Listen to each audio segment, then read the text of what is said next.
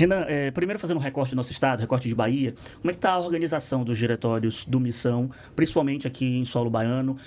A gente passa também por um processo eleitoral para o governo do estado, o partido deve lançar a candidatura ao governo do estado da Bahia. Como é que está esse diálogo com o público baiano, principalmente os filiados do Missão? Nós estamos focando em montar os diretórios estaduais para participação nessas eleições. Não estamos nem um pouco acelerados na hora de montar diretórios municipais, até porque, em geral, diretórios municipais, quando você faz as coisas de maneira soldada, é por cooptação, né? Não é o tipo de política que a gente faz. Para o ouvinte, para o espectador que está assistindo, você tem que fazer uma construção de militância, treinar as pessoas para elas manterem a cultura. Ou seja, a cultura que criou o partido, que é uma cultura que está presente no âmbito nacional, ela tem que estar presente no município também. Então, nós estamos focando em preparar as pessoas agora. Fala, meus queridos, aqui quem fala é o Alan do canal Inevitável Cortes, e no meu segundo mês postando cortes aqui no YouTube de figuras do Partido Missão e do MBL, eu faturei cerca de R$25 mil ou um pouquinho mais de $4 mil. E se você tem interesse em estar criando seu próprio canal de cortes, eu preparei um treinamento 100% focado, mostrando o passo a passo pra você estar conseguindo fazer seus cortes de figuras do Partido Missão e do MBL. Pra acessar o treinamento é só clicar no primeiro link da descrição ou ler o QR Code que tá aparecendo aqui no meio da tela agora. E se você gostou desse vídeo, não se esqueça de deixar o like e se inscrever no canal. Te vejo no próximo vídeo. Certo, e o Nordeste aí, já partindo para uma questão regional, sempre, historicamente, tem uma ligação. Da redemocratização para cá, o Nordeste teve uma parcela de contribuição com os partidos de direita, principalmente PFL, PSDB, aqui no estado da Bahia, principalmente enquanto Antônio Carlos Magalhães estava no apogeu, fazia essa vinculação com o PSDB, mas de 2006 para cá se tornou um território extremamente lulista, extremamente petista, e outros estados da federação, outros estados nordestinos também. Como é que você pretende dialogar, por exemplo, com o eleitor nordestino que ainda associa essa questão da direita com o distanciamento social, econômico da região, isso muito construído do discurso petista dos últimos anos? Grande pergunta. Falando dos problemas concretos, sem passar a mão na cabeça de ninguém. Eu comecei a rodar Pernambuco, depois Ceará, Rio Grande do Norte, Maranhão, agora eu tô na Bahia, e eu tô dando um enfoque muito maior no Nordeste do que no Sul-Sudeste, que supostamente essa região aqui é a região do antipetismo, Sul-Sudeste.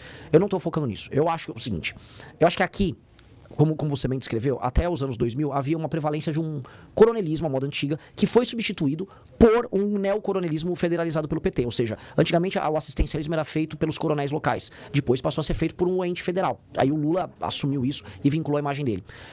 Isso funcionou com uma geração de pessoas que viviam, vamos dizer, abaixo da linha da pobreza por muito tempo. Essas pessoas foram gratas ao lulismo por muito tempo. Só que isso fracassou. Porque se a gente olha hoje, o Nordeste cresceu, mesmo com o PT estando no poder desde 2002, 2003 na prática. O Nordeste cresceu. Quando a gente compara com o Centro-Oeste, quem cresceu mais? O Centro-Oeste. Com um pedaço da região Norte. A região Norte cresceu mais.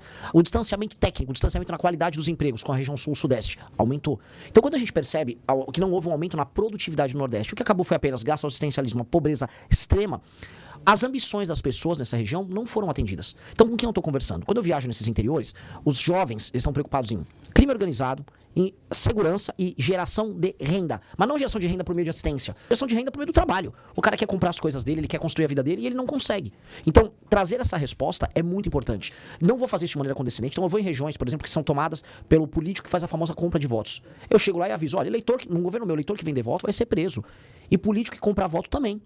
Nós temos que matar uma determinada cultura que mantém a política nordestina num regime semi-feudal do século XIX. Lá do livro Grande Sertão Veredas, que a gente via os coronéis com seus grupos se matando. Nós temos que eliminar esse tipo de política. E as pessoas têm que voltar a sonhar em construir suas vidas e ganhar dinheiro aqui. Então, ao fazer isso, eu estou abrindo um diálogo enorme. Onde a gente começa a ver as respostas disso? Maranhão, na pesquisa Atlas, eu apareci já com 6%. Tenho 6,9% na Atlas no Brasil e 6% só no Maranhão. Então, é sintoma já de que a mensagem está ecoando. Inclusive, você tocou num assunto que é muito sensível, principalmente para o estado da Bahia, que é a questão da violência. Você tem defendido nas entrevistas, nas suas plataformas, um discurso muito duro contra o crime organizado. O que você faria de diferente do modelo que está, seja agora no governo do PT, seja do que foi o governo nacional, o governo Bolsonaro, agora há uma discussão de federalização desse assunto, com a possibilidade da criação de um Ministério de Segurança Pública. O que você faria diferente para, de fato, enfrentar essa chaga nossa, principalmente aqui da Bahia? Vamos lá, o PT foi muito leniente com o crime durante todos esses anos. O PT foi sempre defensor de uma agenda de diminuir pena para bandido. Historicamente, todos os governos do PT, nunca houve um esforço em aumentar a pena. Tanto que foram durante os governos petistas que houve aquele famoso aumento no número de homicídios no Brasil. Quem está nos ouvindo tem que entender. Foi lá nos anos, especialmente do governo Dilma, que a coisa estoura para mais de 40, quase 50 mil homicídios por ano. É nesse período todo também que as facções ficam multibilionárias, especialmente o PCC.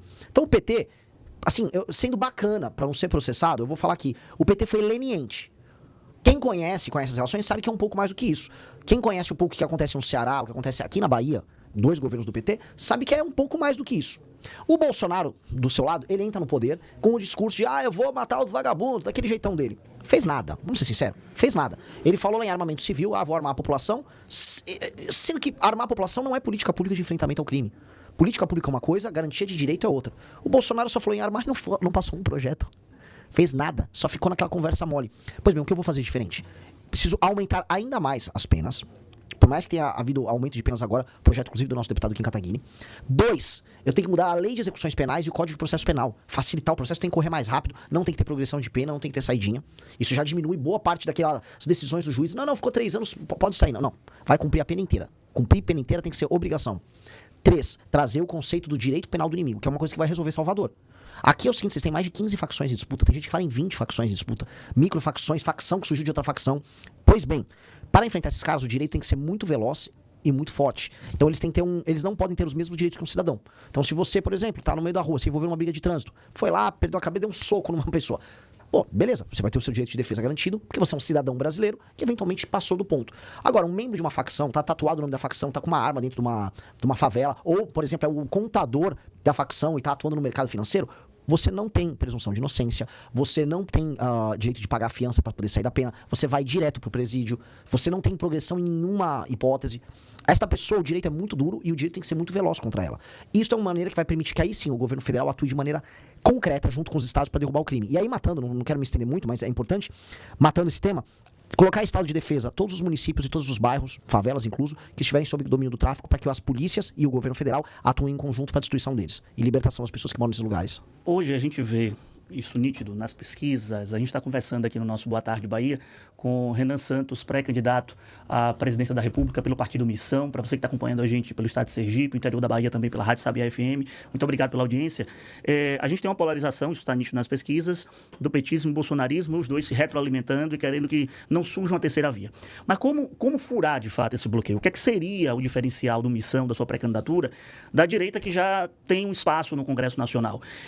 Qual é o ponto de corte? Porque há muito, quando eu acompanho as discussões sobre Missão, sobre o MBL, há uma acusação de que o MBL ajudou a eleger Bolsonaro em 2018. Poderia estar funcionando agora no processo eleitoral desse ano como se fosse um satélite para desviar a atenção do bolsonarismo. Como se apresentar, como ser o diferencial dessa polarização e, de certo modo, combater esse discurso de satélite do bolsonarismo? Pois bem, o primeiro a desmentir esse discurso é o próprio Flávio Bolsonaro, que não quer participar dos debates comigo. Ele já falou que com o Renan ele não vai. Quem é satélite é o Zema, o próprio Caiado, que não falam mal dele. Saíram essas acusações absurdas contra ele e o Zema disse que, isso é errado.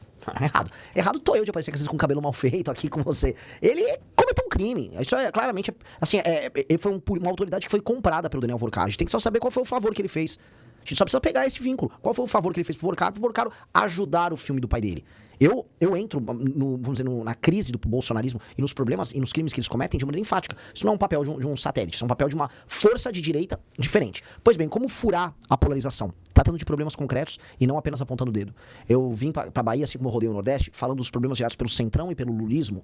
E não falando assim, o Lula é um maldito porque ele é um cachaceiro. Não, isso que o Lula defendeu deu errado, tá aqui, mostrei pra você. E ao mesmo tempo fui lá pra Santa Catarina, fui para Paraná, e eu mostro os problemas do bolsonarismo. São Paulo, o estado que eu nasci, mostro os problemas da própria gestão Tarcísio. Ao fazer isso e apresentar soluções, eu não escolho o lado que eu quero me afiliar. Não, eu mostro que eu sou uma pessoa capaz de ser um líder de um país que pode ser um só.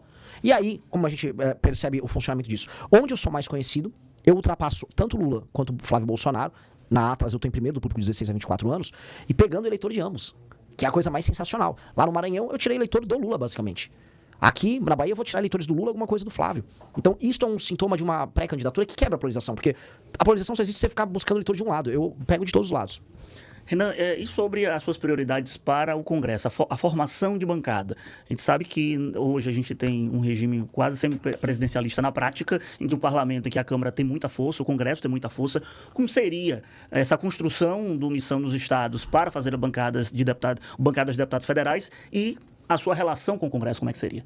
Nós precisamos aumentar o poder do Poder Executivo. Quem está nos ouvindo tem que entender assim, a sua descrição é perfeita, porque é um regime que não é presidencialista. A gente vota para presidente, mas quem manda é o parlamento. Só que quem resolve os problemas que as pessoas imaginam tem que ser o Poder Executivo, o presidente. Quem vai destruir o crime organizado tem que ser o presidente, não é um legislador. Quem vai tomar as medidas que vai melhorar a economia será o presidente da República.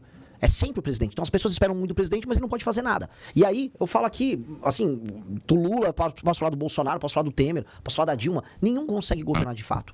Quem manda é uma federação de políticos do centrão, que não tem nenhum compromisso com o Brasil. O que eu vou fazer? Primeiro dia de mandato, eu vou andar com a minha agenda de segurança pública. Eu preciso concentrar poderes para isso. E 2, eu vou dialogar com o Congresso de maneira clara, vou montar a maioria no Congresso para colocar regiões tomadas pelo crime organizado em estado de defesa, para que as pessoas pela primeira vez em anos possam entender assim, o presidente da República foi e fez. Há uma sensação geral das pessoas de que nada acontece. Veja, o Bolsonaro foi presidente, houve uma expectativa gigantesca com ele por parte da direita, nada aconteceu. Lula fez uma campanha vazia prometendo picanha. As pessoas comeram a picanha, ou seja, as pessoas enriqueceram? Não, a vida não melhorou, a vida tá dura. Então as pessoas sentem que não há entrega. Eu preciso começar a entregar. Depois disso, nós temos que tirar temas hoje que são constitucionais e tornar os temas normais, que você pode alterar por projeto de lei. Que é uma desconstitucionalização da Constituição. Por exemplo, a parte econômica, a parte fiscal do Brasil, tem uma PEC do deputado Kim Kataguiri que a gente entrou que já altera essa dinâmica pra gente já não precisar mais mexer nisso. Não precisando ter PEC, precisando ter maioria simples, aí a dependência do Congresso diminui muito. O Congresso manda muito, não só porque temos um regime semipresidencialista. Ele manda muito porque, em última instância, como tudo tá na Constituição, tudo você precisa, vamos dizer, de praticamente 2/3 para passar. Aí o Congresso fica muito poderoso, o presidente não manda nada. Então, ao desconstitucionalizar alguns temas, e eu pretendo fazer isso ao longo do mandato, eu vou permitir que não só eu como presidente, mas outros presidentes que venham depois, tenham capacidade de mando. E aí as coisas acontecem. Você acredita que o escândalo agora do Banco Master vai, de fato, impactar o processo eleitoral? Porque a gente falta ainda pouco mais do que 130 dias para as eleições, e às vezes, ou não, na maioria das vezes, o brasileiro tem uma memória curta. Então, se até a boca da campanha não aparecer nada novo, tende a cair no esquecimento, mas vamos lá. Se você acha que, de fato, o Banco Master vai influenciar no processo eleitoral deste ano, da disputa da presidência da República, e eu emendo. Renan Santos bota a cabeça tranquila no travesseiro e dorme, porque não vai aparecer o nome dele em nada dessa questão do Banco Master? Olha, essa é uma das grandes delícias dessa campanha. É o fato de eu poder realmente não ligar pra nada e falar de tudo. Apontar o dedo pra todas as pessoas. Graças a Deus, nesses 12 anos que eu atuo na política, nunca cheguei perto de um escândalo. Nunca reagi a essas tentações malditas. Infelizmente, essas pessoas caem nas tentações porque elas não têm espírito público. O que eu quero, eu me falo, então você não tem ambição nenhuma, você quer ser um cara normal, de classe média. Minha ambição é muito maior do que a deles. Eu quero entrar pra história. Esses homens pequenos, eles querem comprar um apartamento, eles querem sair com uma prostituta, que é o que esses políticos gostam de fazer. Eu quero entrar pra história. Me desculpem, minhas ambições estão em outra categoria. São as ambições de pessoas que querem ser grandes homens. Eu quero que as pessoas conheçam a história do Brasil e falem, o Renan foi uma pessoa importante. E para isso, renunciar a essas tentações é a coisa mais importante. E sim, o Banco Master vai interferir nas eleições. Uma coisa que nós veremos é, a partir do momento que o brasileiro começar a focar no processo eleitoral, esse tema vai estar no topo. As pessoas vão misturar os temas e as pessoas vão querer candidatos, até o legislativo, que não tem nada a ver, nem com esse escândalo, nem com o do INSS. Então a gente vai ver, por parte especialmente do eleitor de classe média, um cuidado com o tema. E eu vou ainda estender, o Flávio Bolsonaro está destruído já. Flávio Bolsonaro não tem condição de vencer o Lula no segundo turno e ele só sustentava a candidatura dele baseado na ideia de que ele era o único que venceria o Lula. Hoje não tem mais isso. Então a tendência dele é de derretimento. E no aspecto econômico, qual é a principal linha do seu pensamento, a principal bandeira que você defende, partindo de análise agora do governo Lula e o que pode vir a ser caso logre êxito nessa empreitada? O dinheiro do brasileiro não vale mais nada. Então você ganha um salário mensal e você percebe que você consegue comprar cada vez menos coisas com o seu dinheiro. Ou seja, a sua capacidade de ganho não aumenta. Então, o que nós precisamos fazer? Nós precisamos fazer com que os juros abaixem para o seu dinheiro valer mais e que o governo cobre menos impostos de você. Então você vai ter que fazer qualquer presidente sério, ou qualquer presidente de empresa, ou qualquer dona de casa que cuida do orçamento familiar, a gente vai ter que ajustar a despesa. Então eu vou cortar a despesa em algumas áreas, e aí os juros vão poder cair, o seu dinheiro vai poder valer mais. E aí, paralelamente, o Brasil foi muito abençoado e está numa daquelas grandes chances históricas. O mundo só se fala em terras raras.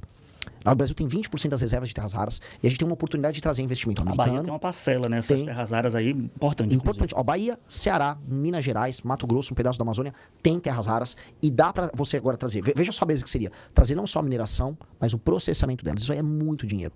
O principal avião de guerra do mundo hoje é o F-35, que é uma nave americana que basicamente faz tudo no ar, né? É a base do sistema de defesa e ataque americano. Vai 0,5 tonelada de terras raras naquele avião. Cada avião. E isso hoje é tudo tirado da China. Os Estados Unidos vão ter que comer na nossa mão se a gente souber trabalhar direitinho. Então, fazer reformas de competitividade, diminuir os gastos do Brasil e aí trazer esses investimentos, isso vai mudar a vida das pessoas demais. E aqui pro Nordeste tem notícia boa também. Aqui tem muita energia renovável. Muita. Aqui tem muito sol e aqui tem muito vento. No Ceará nós temos urânio. Nós temos que trazer desde energia nuclear até fomentar energia eólica, energia solar, de modo a gente poder trazer data centers para cá. Trazer um monte de data centers. Igual aconteceu agora no Ceará. É trazer data center com energia abundante, com água abundante. Nós vamos poder ter uma indústria de tecnologia girando aqui nos estados. Porque o mundo, aqui, não vou me estender, mas isso aqui é bem importante. A economia do mundo nos próximos 50, 60 anos vai se basear em produtos industriais de altíssima tecnologia que utilizam as tais terras raras e, do outro lado, inteligência artificial. O Brasil tem a energia para você fazer os data centers para ter a inteligência artificial para o resto do mundo, e o Brasil tem as terras raras para os superprodutos. Ou seja, se nós tivermos um presidente sério, nós vamos crescer muito nesse século. A Glória está participando aqui pelo nosso WhatsApp. Também tem a participação aqui do Heron, parabenizando a sua postura, principalmente no programa Canal Livre aqui da Band.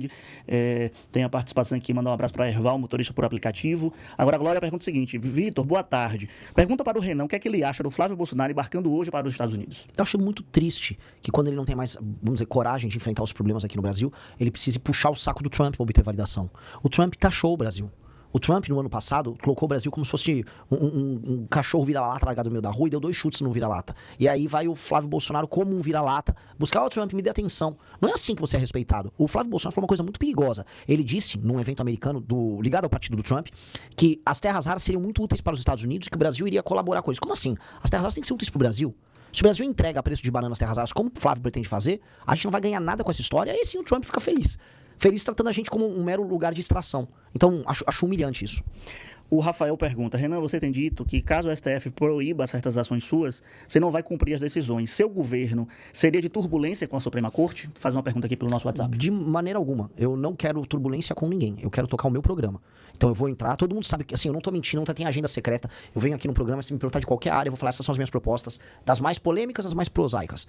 Agora, eu vou entrar. Se eu cumprir o processo legislativo completo, vou dar um exemplo concreto. Olha, eu preciso colocar, isso foi pedido do BOP no Rio de Janeiro, foi membros das polícias de todos os estados. Eles sabem, traficante se esconde na casa das pessoas. Eu preciso de um estado de defesa, que é um status constitucional, para que a polícia possa entrar durante uma operação na casa da pessoa, sem um mandado, para ela pegar o traficante que se escondeu lá, que eventualmente fez uma família de refém. Todas as polícias pediram. Então eu vou lá, vou colocar determinadas áreas em estado de defesa. Passo no Congresso Nacional. Ou seja, cumpro todo o ritual do processo legislativo. Tô executando essa atribuição do Estado Federal. Aí vem um despacho do Xandão, vamos botar aí. Não pode. É ilegal o despacho dele. Eu não vou aceitar um despacho legal, eu não vou cumprir. Aí quem procurou briga foi ele. A questão que tá eu fui eleito pra ser presidente, eu não fui eleito pra ser um boneco, pra ser um palhaço que vai ficar sentado numa cadeira recebendo um salário com um monte de assessor. Não, eu tenho que, enquanto presidente, cumprir minhas obrigações. Se o STF não deixar isto for ilegal, eu não vou cumprir. Agora, quem tá provocando briga ali seria o STF. Então eu já deixo avisado pro STF. Cumpra seu papel que eu cumpro o meu. Eu não tô aqui arrumar briga com ninguém. Renan, queria te agradecer a disponibilidade de ter vindo aqui ao nosso Boa Tarde Bahia, aqui na tela da Band, no som da Rádio Band News, e que os microfones estão sempre abertos. Agradeço demais, foi um grande prazer. Parabéns pelo teu trabalho.